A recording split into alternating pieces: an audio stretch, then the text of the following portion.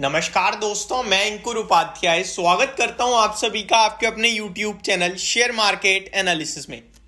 आज सरकार का एक फैसला और एक सेक्टर में तेजी, एक सेक्टर में गिरावट। अब दोनों ही चीजों को सही से डिस्कस करते हैं। दोनों ही कंपनियों में कितना पॉजिटिव कितना नेगेटिव इंपैक्ट आएगा इस चीज का, इसको समझने की कोशिश करते हैं। और as a investor, as a share holders हमें क्या करना चाहिए, इसको समझने की जानने की कोशिश करते हैं।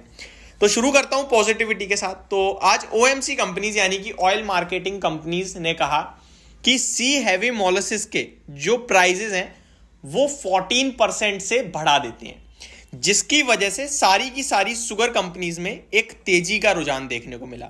एक तेजी आई, इंस्टेंटली काफी ऊपर तक गए थे। लाइक बलरामपुर चीनी का अगर एग्जांपल दूं तो 2.25% बढ़कर बंद हुआ है, लेकिन आज इंट्राडे में लगभग 4-4.5% तक ऊपर गया था ये इस खबर के बाद। पूरी खबर क्या है उसको समझिए। OMCs यानी oil marketing companies increase the price of ethanol from C heavy molasses by 14% to ₹56.30 litre. ये कंपनी की तरफ से, ये OMC कंपनीज की तरफ से खबर आते हुए दिखी है। अब इससे कितना फायदा होने वाला है चीनी कंपनियों के लिए और एज अ इन्वेस्टर हमें क्या करना चाहिए।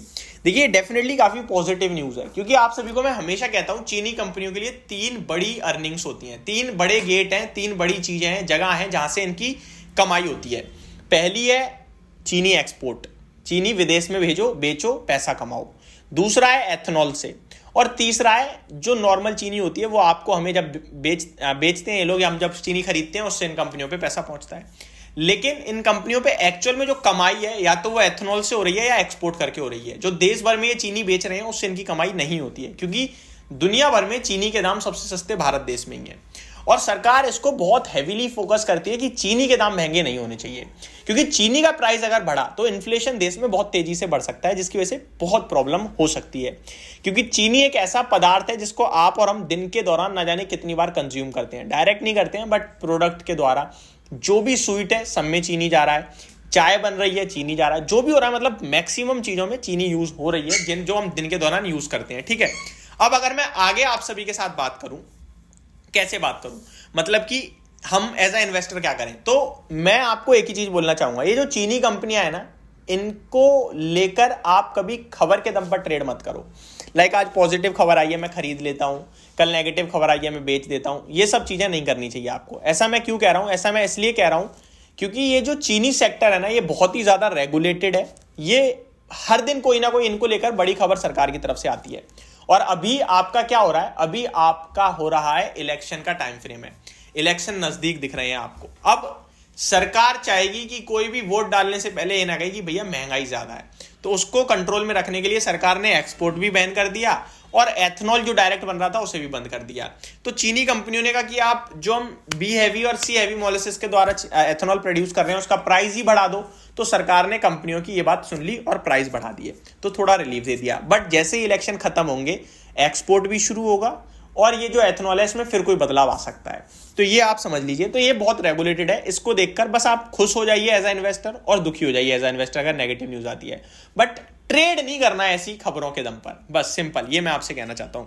अभी के लिए पॉजिटिव न्यूज है। अब आ जाते हैं दूसरी तरफ, OMCs ऑयल मार्केटिंग कंपनीज। देखिए ये आज टूटी है, चाहे आप HPCL देख लो, BPCL देख लो। इसके पीछे 2 कारण है। पहला, भागे बहुत है यार बीते कुछ दिनों में, तो थोड़ा सा प्रॉफिट बुकिंग आ गई, लेकिन ये ऊपर ही जाने हैं। इनमें व्यू आपका पॉजिटिव होना है, क्योंकि ये लाइफ हाई से 15-15, 20-20% नीचे रह गए हैं अब। और मेरे को लगता है इतनी लंबी जर्नी के बाद लाइफ हाई लगा के आएंगे, तो वो मेरा अपना व्यू है। मे भी हो सकता है आपका 2024 के फर्स्ट हाफ में यही स्टॉक आपके लिए कमाल करते हुए दिखे, HPCL, BPCL, IOC। यहां से 15-20% की तेजी इनमें बन सकती है।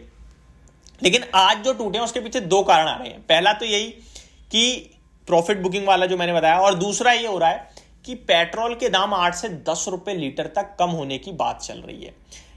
मैंने वही बताया, इलेक्शन आ रहा है, सरकार सब ऐसा करना चाहती है कि सब कुछ, मतलब देशवासियों को लगे इससे अच्छा कुछ हो ही नहीं रहा। ठीक है, तो इसके कारण आज टूटते हुए दिखे। बट एज अ इन्वेस्टर मेरे को लगता है OMC कंपनीज में आपको बुलिश रहना चाहिए, चाहे वो BPCL हो या वो HPCL हो या वो IOC हो।